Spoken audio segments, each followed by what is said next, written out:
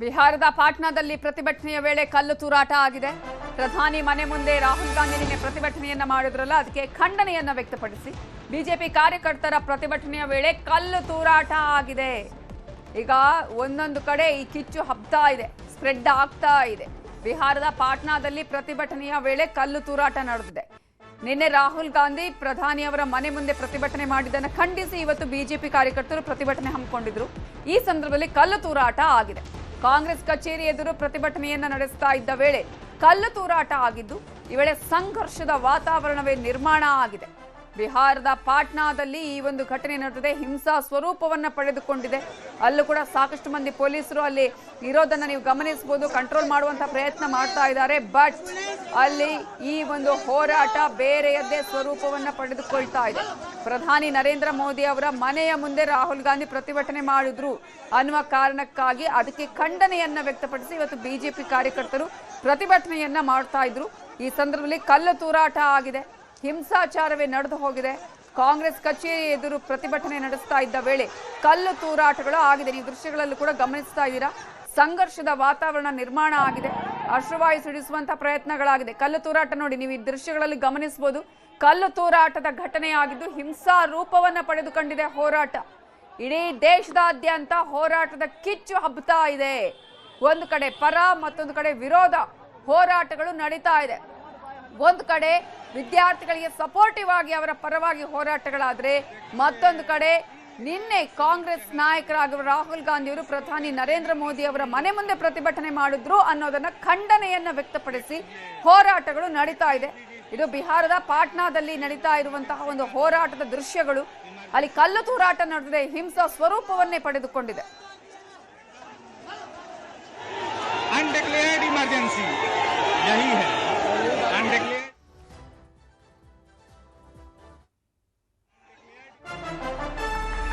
ದೇಶದಾದ್ಯಂತ ಭುಗಿಲೆದ್ದಿದೆ ನೀಟ್ ಸಂಘರ್ಷ. ನೀಟ್ ಪರೀಕ್ಷೆಯಲ್ಲಿ ಆದಂತಹ ಅಕ್ರಮವನ್ನ ಖಂಡಿಸಿ, ಜೊತೆಗೆ ಈಗಾಗಲೇ ಧರ್ಮೇಂದ್ರ ಪ್ರಧಾನ್ ಅವರು ರಾಜೀನಾಮೆಯನ್ನ ಕೊಡಬೇಕು, ಮಾತುಕತೆ ಆಗ್ಬೇಕು, ಚರ್ಚೆ ಆಗ್ಬೇಕು, ಹೀಗೆ 5 ಬೇಡಿಕೆಗಳನ್ನ ಇಟ್ಟುಕೊಂಡು ಪ್ರತಿಭಟನೆಯನ್ನ ಮಾಡಲಾಗ್ತಾ ಇದೆ. ಈ ಪ್ರತಿಭಟನೆ ಈಗ ಇಡೀ ದೇಶದಾದ್ಯಂತ ಹಬ್ತಾ ಇದೆ. ಬಿಹಾರ, ತಮಿಳುನಾಡು, ಕೇರಳ, ರಾಜಸ್ಥಾನ, ಆಂಧ್ರ, ಹೀಗೆ ದೆಹಲಿಯ ಜಂತರ್ ಮಂತರ್ನಲ್ಲಿ ಆಗ್ತಾ ಇರುವಂತಹ ಪ್ರತಿಭಟನೆಯ ದೃಶ್ಯಗಳನ್ನ ಕೂಡ ನಾವು ನಿಮಗೆ ತೋರಿಸ್ತಾ ಇದ್ದೀವಿ. ದೆಹಲಿ ಸೇರಿದಂತೆ ಇಡೀ ದೇಶದಾದ್ಯಂತ ಇವತ್ತು ಕೂಡ ನೀಟ್ ವಿರುದ್ಧದ ಹೋರಾಟಗಳು ಬಹಳ ಜೋರಾಗಿ ನಡೀತಾ ಇದೆ. ದೆಹಲಿಯ ಜಂತರ್ ಮಂತರ್ನಲ್ಲಿ ಇವತ್ತು ಕೂಡ ಭಾರಿ ಪ್ರತಿಭಟನೆ ನಡೆಯಿತು. ಪ್ರತಿಭಟನಾ ಸ್ಥಳದಲ್ಲಿ ಪೊಲೀಸರು ಭಾರಿ ಬಿಗಿ ಭದ್ರತೆಯನ್ನ ಕೈಗೊಂಡಿದ್ದಾರೆ. ಇನ್ನು ಆಂಧ್ರದ ವಿಜಯವಾಡದಲ್ಲಿ ಬಿಜೆಪಿಯಿಂದ ಪ್ರತಿಭಟನೆ ನಡೆದಿದೆ. ಪ್ರಧಾನಿ ನಿವಾಸದ ಎದುರು ಲೋಕಸಭೆ ವಿಪಕ್ಷ ನಾಯಕರಾಗಿರುವ ರಾಹುಲ್ ಗಾಂಧಿ ಹೈಡ್ರಾಮಾ ಮಾಡಿದ್ದಾರೆ ಅಂತ ಆರೋಪಿಸಿ ಭಾರಿ ಪ್ರತಿಭಟನೆಯನ್ನ ಮಾಡಲಾಗಿದೆ. ಈ ವೇಳೆ ಪ್ರತಿಭಟನಾಕಾರರ ಮಧ್ಯೆ ಜಟಾಪಟಿ ನಡೆದಿದೆ.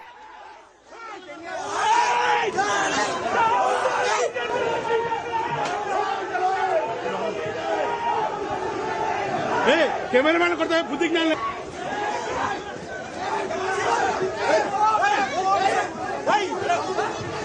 ಮತ್ತೊಂದು ಕಡೆ ಕೇರಳದ ಪಾಲಕ್ಕಡ್ನಲ್ಲೂ ಅಷ್ಟೇ ದೊಡ್ಡ ಮಟ್ಟದ ಹೋರಾಟ ನಡೆದಿದೆ.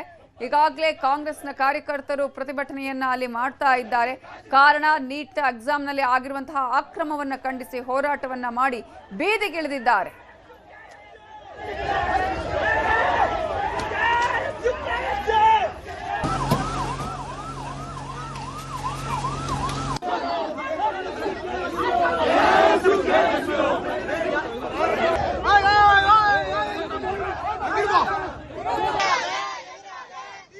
ಅದೇ ರೀತಿಯಾಗಿ ತಮಿಳುನಾಡಿನ ಕೊಯಮತ್ತೂರಿನಲ್ಲೂ ಕೂಡ ಭಾರಿ ಪ್ರತಿಭಟನೆ ನಡೆದಿದೆ. ಈ ಪ್ರತಿಭಟನೆಯನ್ನ ಹತ್ತಿಕ್ಕಬೇಕು ಅಂತ ಹೇಳಿ ಪೊಲೀಸರು ಸಾಕಷ್ಟು ಪ್ರಯತ್ನ ಪಟ್ಟಿದ್ದಾರೆ, ಹರಸಾಹಸವೇ ಪಟ್ಟಿದ್ದಾರೆ.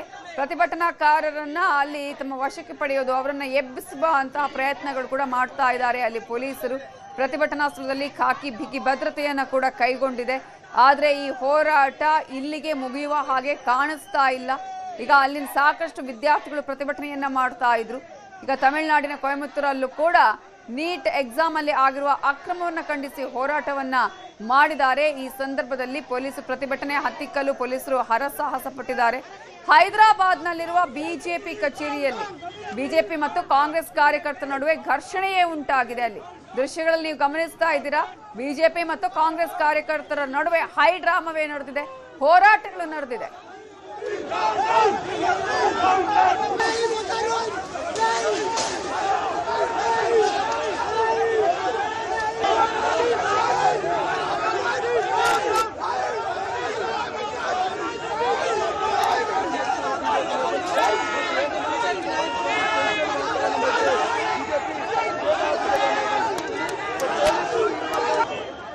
ರಾಜಸ್ಥಾನದ ಜೈಪುರದಲ್ಲೂ ಪ್ರತಿಭಟನೆ ಜೋರಾಗಿ ನಡೆದಿದೆ. ಕಾಂಗ್ರೆಸ್ ಕಚೇರಿಗೆ ಮುತ್ತಿಗೆ ಹಾಕಲು ಬಿಜೆಪಿ ಕಾರ್ಯಕರ್ತರು ಪ್ರಯತ್ನವನ್ನ ಪಟ್ಟಿದ್ದಾರೆ. ಅವರನ್ನ ತಡೆಯುವಂತಹ ಪ್ರಯತ್ನವನ್ನ ಪೊಲೀಸರು ತಡೆದಿದ್ದಾರೆ. ಬ್ಯಾರಿಕೇಡ್ಗಳನ್ನ ಹಾಕಿ ಅವರನ್ನ ತಡೆಯುವ ಕೆಲಸವನ್ನ ಪೊಲೀಸರು ಮಾಡಿದ್ದಾರೆ. ರಾಜಸ್ಥಾನದ ಜೈಪುರದಲ್ಲೂ ಕೂಡ ಪ್ರತಿಭಟನೆ ಬೇರೆ ಸ್ವರೂಪವನ್ನೇ ಪಡೆದುಕೊಂಡಿದೆ. ಅಲ್ಲಿ ಪ್ರಮುಖವಾಗಿ ಈಗಾಗಲೇ ಅವರನ್ನ ತಡೆಯುವ ಕೆಲಸವನ್ನ ಪೊಲೀಸರು ಮಾಡಿದ್ರು. ಬ್ಯಾರಿಕೇಡ್ಗಳನ್ನ ಹತ್ತಿ ಒಳನುಗ್ಗೋದಿಕ್ಕೂ ಕೂಡ ಅಲ್ಲಿ ಪ್ರಯತ್ನ ಪಟ್ಟಿದ್ದಾರೆ. ಕಾಂಗ್ರೆಸ್ ಕಚೇರಿಗೆ ಮುತ್ತಿಗೆ ಹಾಕೋದಿಕ್ಕೆ ಇವರು ಪ್ರಯತ್ನ ಪಟ್ಟಿರೋದು. ಆ ಸಂದರ್ಭದಲ್ಲಿ ಪೊಲೀಸರು ಅವ್ರನ್ನ ತಡೆಯುವ ಕೆಲಸ ಮಾಡಿದ್ರು ಕೂಡ ಕೆಲವರು ಬ್ಯಾರಿಕೇಡ್ಗಳನ್ನ ಹಾರಿ ಒಳ ಹೋಗೋದಿಕ್ಕೆ ಪ್ರಯತ್ನ ಪಟ್ಟಿದ್ದಾರೆ. ಅಂತವರನ್ನ ವಶಕ್ಕೆ ಪಡೆಯುವ ಕೆಲಸವನ್ನ ಕೂಡ ಪೊಲೀಸರು ಮಾಡಿದ್ದಾರೆ.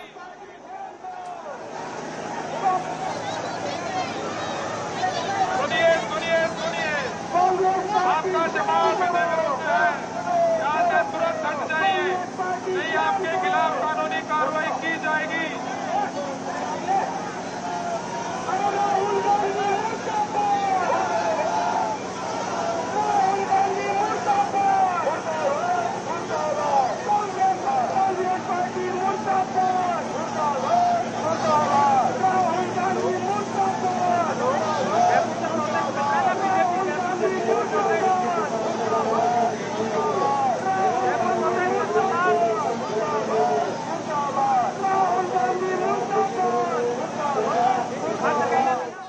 ಇನ್ನು ಗುಜರಾತಲ್ಲೂ ಅಷ್ಟೇ ಭಾರಿ ಪ್ರತಿಭಟನೆ ನಡೀತಾನೆ ಇದೆ. ನೀವು ದೃಶ್ಯಾವಳಿಗಳಲ್ಲೂ ಕೂಡ ಗಮನಿಸ್ತಾ ಇದ್ದೀರಾ. ಒಂದು ಕಡೆ ಕಾಂಗ್ರೆಸ್ ಕಾರ್ಯಕರ್ತರು ಪ್ರತಿಭಟನೆ ಮಾಡಿದ್ರೆ, ಮತ್ತೊಂದು ಕಡೆ ಬಿಜೆಪಿ ಕಾರ್ಯಕರ್ತರ ಹೋರಾಟ. ಇದು ಕಾಂಗ್ರೆಸ್ ಕಚೇರಿಗೆ ಮುತ್ತಿಗೆ ಹಾಕೋದಕ್ಕೆ ಪ್ರಯತ್ನ ಪಟ್ಟಿದ್ದಾರೆ. ನಿನ್ನೆ ಪ್ರಧಾನಿ ನರೇಂದ್ರ ಮೋದಿ ಅವರ ನಿವಾಸ ಮುಂದೆ ರಾಹುಲ್ ಗಾಂಧಿ ಪ್ರತಿಭಟನೆ ಮಾಡಿದ್ರು ಅನ್ನೋದನ್ನ ಖಂಡಿಸಿ ಇವತ್ತು ಈ ಪ್ರತಿಭಟನೆಯನ್ನ ಹಮ್ಮಿಕೊಂಡಿದ್ದಾರೆ ಬಿಜೆಪಿಯ ಕಾರ್ಯಕರ್ತರು. ಗುಜರಾತ್ನ ಅಹಮದಾಬಾದ್ನಲ್ಲಿ ಪ್ರತಿಭಟನೆ ನಡೆದಿದ್ದು ಭಾರಿ ಸಂಖ್ಯೆಯಲ್ಲಿ ಕಾರ್ಯಕರ್ತರು ನೆರೆದಿದ್ರು. ಇವರನ್ನ ಕಂಟ್ರೋಲ್ ಮಾಡೋದಕ್ಕೆ ಪೊಲೀಸರು ಹರಸಾಹಸವೇ ಪಟ್ಟಿದ್ದಾರೆ. ಕಾಂಗ್ರೆಸ್ ಕಚೇರಿಗೆ ಮುತ್ತಿಗೆ ಹಾಕುವ ಪ್ರಯತ್ನವನ್ನ ಅಲ್ಲಿ ಬಿಜೆಪಿಯ ಕಾರ್ಯಕರ್ತರು ಮಾಡಿದ್ದಾರೆ. ಇನ್ನು ಛತ್ತೀಸ್ಗಢದ ರಾಯ್ಪುರದಲ್ಲೂ ಕೂಡ ದೊಡ್ಡ ಮಟ್ಟದ ಹೋರಾಟ ನಡೆದಿದೆ.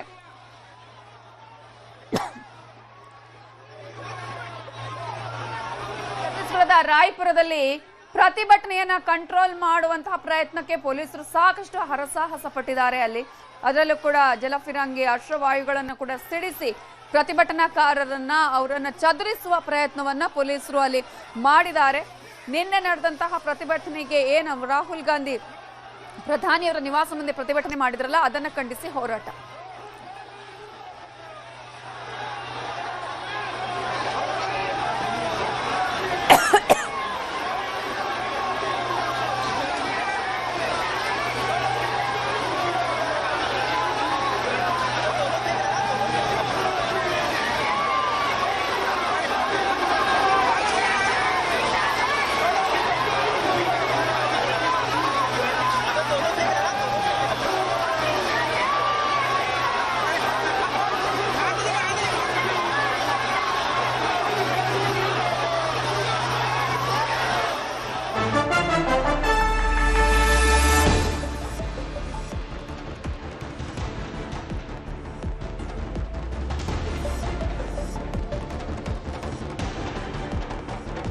ಬಿಜೆಪಿಯ ಪ್ರತಿಭಟನೆ ವೇಳೆ ಸಂಘರ್ಷ ವಿಚಾರಕ್ಕೆ ಸಂಬಂಧಪಟ್ಟ ಹಾಗೆ ಕೇಂದ್ರ ಮತ್ತು ದಿಲ್ಲಿ ಪೊಲೀಸರಿಗೆ ನೋಟಿಸ್ ಅನ್ನು ಕೊಡಲಾಗಿದೆ. ದಿಲ್ಲಿ ಹೈಕೋರ್ಟ್ ನೋಟಿಸ್ ಅನ್ನು ಜಾರಿಗೊಳಿಸಿದೆ. ಹಿಂಸಾಚಾರವನ್ನು ಪ್ರಶ್ನೆ ಮಾಡಿ ಸಲ್ಲಿಕೆಯಾಗಿತ್ತು ಪಿಐಎಲ್. ಈ ಪಿಐಎಲ್ ವಿಚಾರಣೆ ಬಳಿಕ ಹೈಕೋರ್ಟ್ ಇದೀಗ ನೋಟಿಸ್ ಅನ್ನು ಕೊಟ್ಟಿದೆ. ಸೆಪ್ಟೆಂಬರ್ 11ಕ್ಕೆ ಮುಂದಿನ ವಿಚಾರಣೆಯನ್ನ ನಿಗದಿಪಡಿಸಿದೆ. ನಿನ್ನೆ ಆದಂತಹ ಹಿಂಸಾಚಾರಕ್ಕೆ ಸಂಬಂಧಪಟ್ಟ ಹಾಗೆ ಒಂದು ಪಿಐಎಲ್ ಅನ್ನು ಸಲ್ಲಿಕೆ ಮಾಡಲಾಗಿತ್ತು. ಸೊ ವಿಚಾರಣೆ ಬಳಿಕ ಹೈಕೋರ್ಟ್ ನೋಟಿಸ್ ಅನ್ನ ಕೊಟ್ಟಿದೆ. ಸೆಪ್ಟೆಂಬರ್ 11ಕ್ಕೆ ಇದೀಗ ಮುಂದಿನ ವಿಚಾರಣೆಯನ್ನ ನಿಗದಿಪಡಿಸಿದೆ. ಜುಲೈ 20ರ ಪ್ರತಿಭಟನೆಯ ವೇಳೆ ಅತಿಯಾದ ಬಲ ಪ್ರಯೋಗ ನಡೆಸಲಾಗಿದೆ ಅಂತ ಆರೋಪಿಸಿ ಸಾರ್ವಜನಿಕರ ಹಿತಾಸಕ್ತಿ ಅರ್ಜಿಗಳನ್ನ ಅಲ್ಲಿ ಸಲ್ಲಿಕೆ ಮಾಡಲಾಗಿತ್ತು. ಪಿಐಎಲ್ ಅನ್ನ ಸಲ್ಲಿಸಲಾಗಿತ್ತು.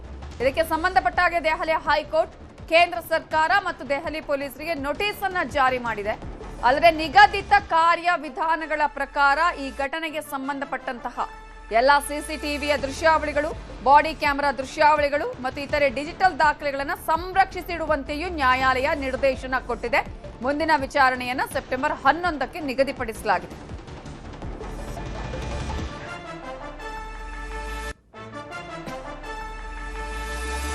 ಇವಿಷ್ಟೇ ಹೊತ್ತಿನ ಪ್ರಮುಖ